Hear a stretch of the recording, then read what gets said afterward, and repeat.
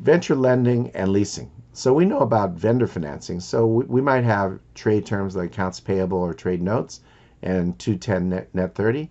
But venture is quite different. Venture is where they provide you higher risk money, and whether that's a loan or a lease, and they do so with either higher interest rates or some warrants that give them an equity sweetener, so that if you're successful, or hopefully when you're successful, they not only get a good interest rate, but they also get an ownership in your company.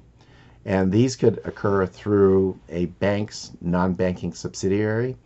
A good example of this is Silicon Valley Bank. Silicon Valley Bank makes commercial loans. They're a bank, but they also have an equity investment arm that could do stock transactions such as preferred stock, or they can accept warrants in the bank. So there are many variations on how Silicon Valley Bank can provide money to ventures, but also have not only fixed return, but also an equity sweetener for their efforts. An example of a venture lease is one that I actually worked on, so I know this very well. It's a sale-leaseback transaction.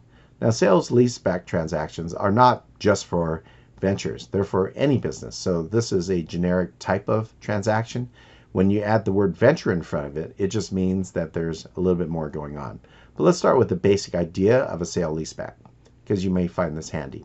So step one is you buy things. You're a company. In this case, you have 3 vendors. You pay cash and you get assets. Now the company owns assets. Nothing unusual there. However, now the company needs money, so they find a leasing company and they sell the assets to the company without physically transferring anything.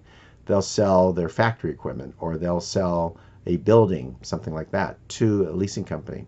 The leasing company now has the ownership of your asset and they give you cash for it. So that's the sale part. The lease back is simultaneous. The leasing company and you sign a lease because they don't want your factory equipment and you need your factory equipment. So right after you sell it, or simultaneous with you selling it, you lease it right back from the leasing company for a certain amount of dollars per month.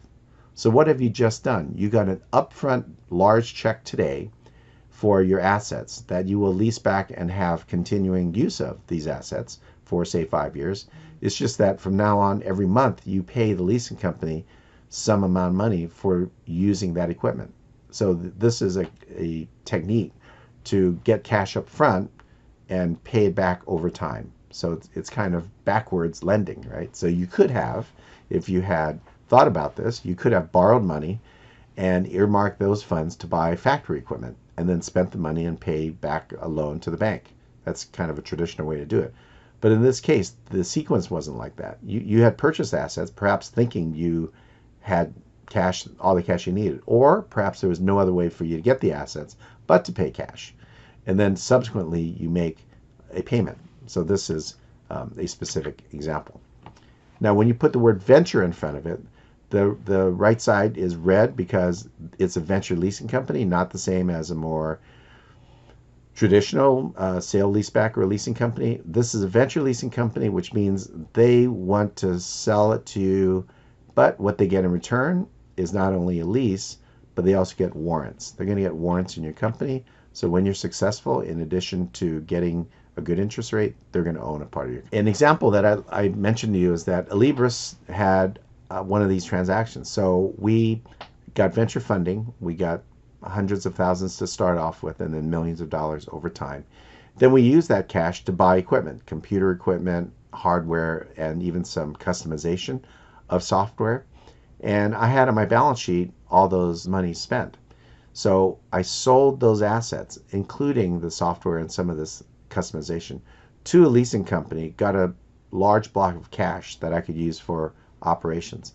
And then we paid monthly fees to the venture leasing company, and they own warrants in Alibris, so that when we made money and our valuation had some liquidity event, they could cash in those warrants and make money.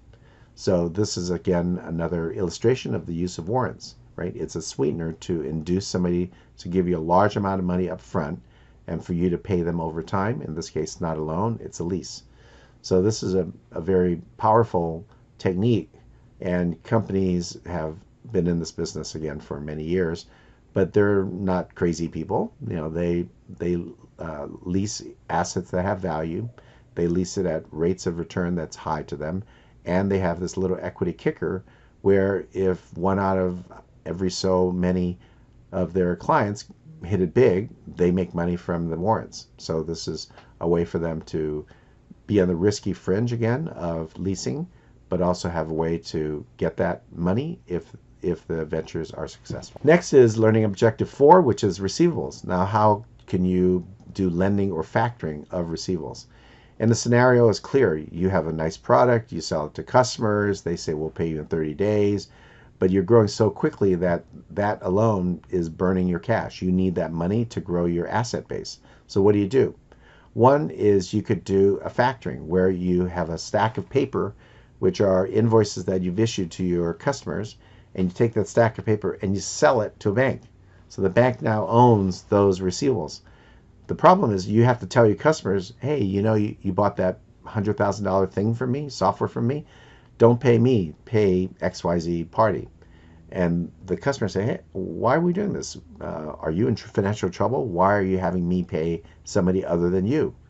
And the answer is obvious, because they bought that receivable. So factoring is seen as a little bit desperate, and it isn't always desperate, of course, but it has a little bit of that stigma to it. So before you factor, you want to be very careful, and you better be ready to explain to your customer why it's not indicative of you being in trouble. Next is receivables lending. So this is also a thing you could do. You have a lot of loans, big stack of loans, but rather than selling the loans, you could pledge those loans as security for a loan from the bank.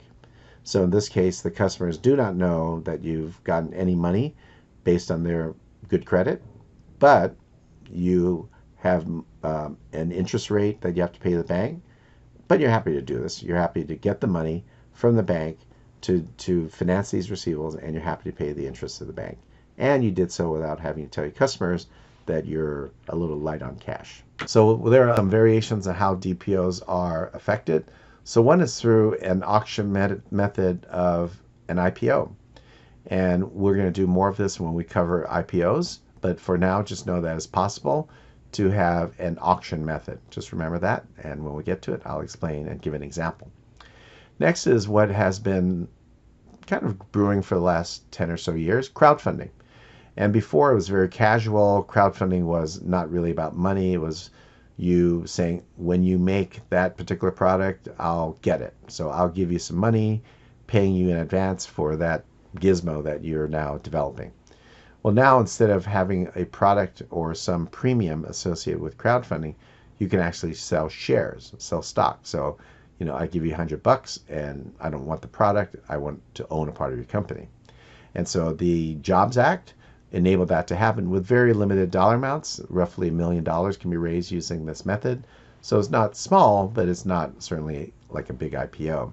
So crowdfunding has now been legitimized, and through a set of procedures and filings, you can crowdfund and receive money in exchange for stock.